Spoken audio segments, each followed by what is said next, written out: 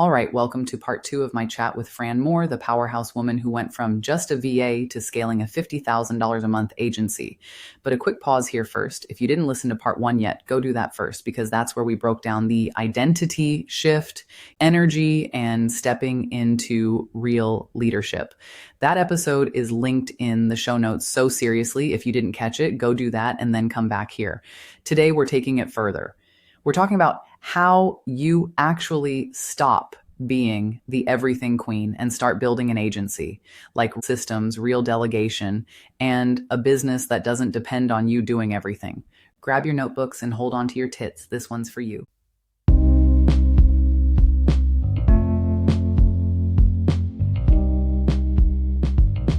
But I will say that that's the biggest slip I see, and how I try to let people know. So anyone listening to this that is going through this journey or planning to, when you move into that like CEO role essentially, and how you're delegating and who you're delegating to, the goal is to eventually quit worrying about how.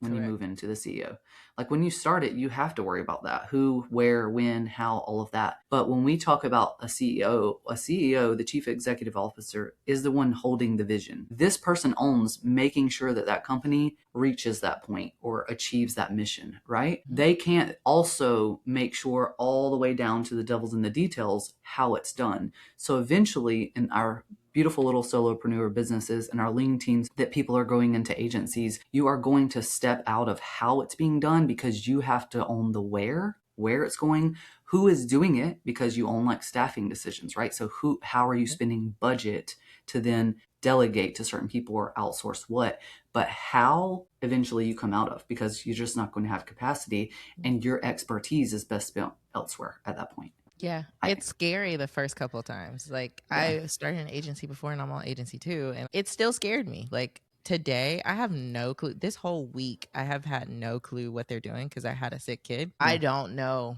how clients are getting their ClickUps fixed, nor do I care. I did see a lot of like really nice emails where someone was like, "Oh my God, thank you so much, Lauren. This looks beautiful."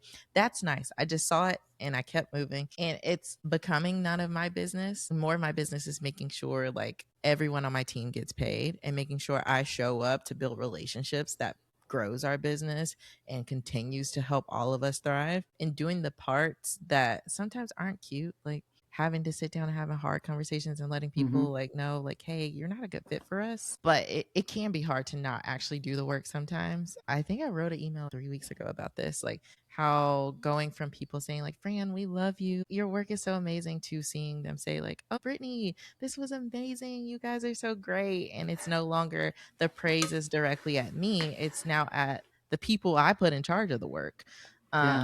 And it's hard at times, but then it's also so satisfying. It's like I got the right butts and seats, they're doing work without me checking it, and it just kind of comes together pretty smoothly, especially if you like give yourself that layer of an OBM in between you and your team. Yeah. So it's still a reflection of you. And that's Yeah. the hard part to get used to, because it's not like you delivered the deliverable or completed it, so you're not getting the praise. But like you said, where your praise is, where that compliment benefits you, is so many places. One, realizing that that compliment to your teammate who hasn't been doing this longer or whatever, that's going to be huge for them, just like it was for you, right? When you were getting it. So it's going to be such a good boost for them and a confidence boost. So they'll continue doing good work. So boom, benefit for your business, right? It also is a reflection of you because you put the right butt in the seat, right? You did whatever work to hire that person, whatever your vetting process and hiring process looked like to get them there. And you're doing some sort of coaching, training, leading for them, like we've already covered in just our last 10 minutes of this conversation, of if they miss something and you had to have a conversation, the work that you're doing on yourself to give them the space to shine so that they do get that compliment. So it's most definitely still a reflection of you, because the opposite could also happen. Yes. Brittany, what the fuck was this? And that's a reflection of you, you know? So it's still that good feeling. And I'll be honest, in that little zone I just mentioned, one of my biggest pet peeves is this component of the ownership, because people want to take that credit like, oh, it's me too, I'm like running this business. And then the moment it is that, ooh, Brittany, this didn't hit the mark, what the hell, or you were a week late, then it's like, oh, that was my team, I'll talk to them. Nope. That's not how you do it. That's not Nope. how you lead. You take the Yeah. brunt there and you pass the praise. You appreciate the ripple effects of the benefits, like the ones I just named. Yeah, one of my teammates did mess up like maybe 2 months ago, and she was nervous to tell me, and I was like, "Girl, I don't care. I take the fall because I can't do this without you. I Yep. will go and I will be the face of our company and say like, we are sorry, like as a collective, and Yep. what can I as the CEO do to make this better? Not Brittany. It's not her job to make Yep. it better. Yeah, we can do some training in the background and talk through like what happened, why it happened, and it could just be we're human.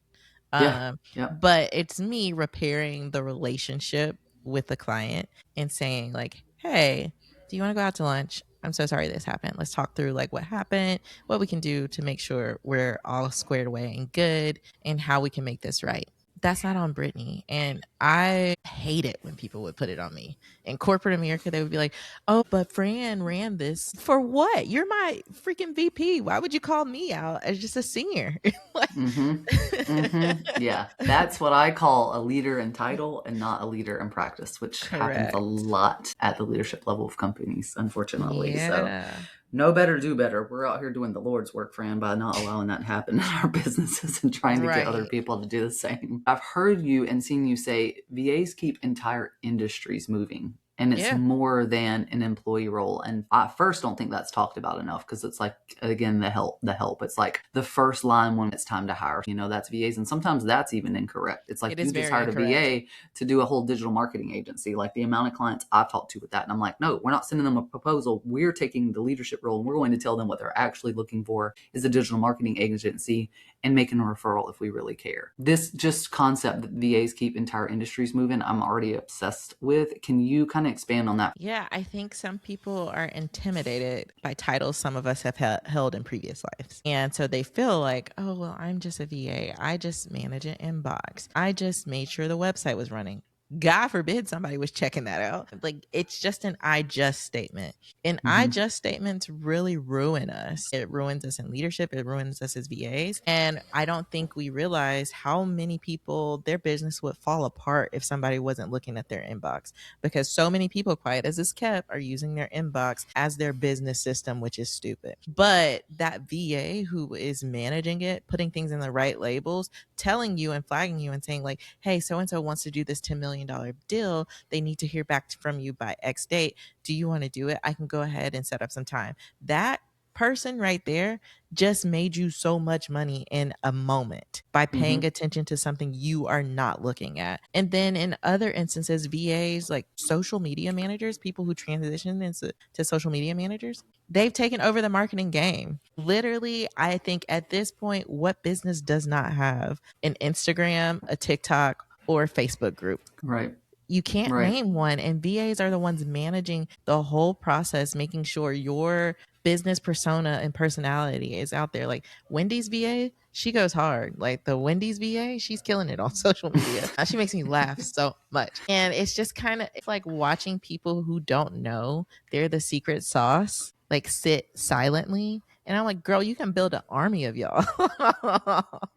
And Yes. Yep. it's hard to watch, but it's so much fun and gratifying to help them move from the mindset of like, I'm just a VA, to like, girl, you're keeping whole industries alive. Yeah, and that it's a mindset thing a lot of the times. Yeah. That I just statement you mentioned, like that is self-limiting beliefs. And I call it self-limiting, but it wasn't always the case. Typically, it was limits placed on us by someone else, Correct. the government, systems for decades that made it, our last boss, ourself, our parents, like whatever.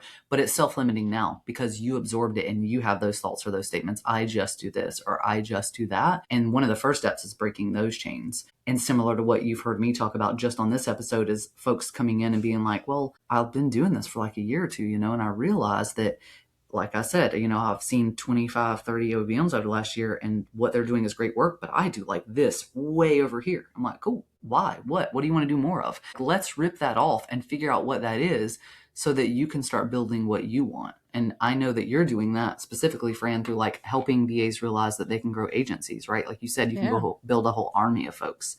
One of my last questions just kind of flips it all back, because we've gone across the line here a little bit, like the VA specifically, but also leaders, because that might be who VAs are working with or for right now. But if you grow into that, we're talking, hopefully you can see the gap just from what we've talked about today of, if you're VA, that gap, let's do it this way. I don't like doing it tough. I'm also doing my hands like people can see unless they're watching YouTube. Anyways, I'm holding my hands up side by side and showing a gap. So you at one point were making 15K months with 4 hours a day. What's actually required to make that work? You got to lay down a lot of services. You can't be the social media manager. You can't be a systems girl. You can't be a podcast girl. You can't be an everything queen is what I call them. You have to, and I know it is like so buzzy, you have to pick a niche. And sometimes niche doesn't specifically mean like an actual process or service.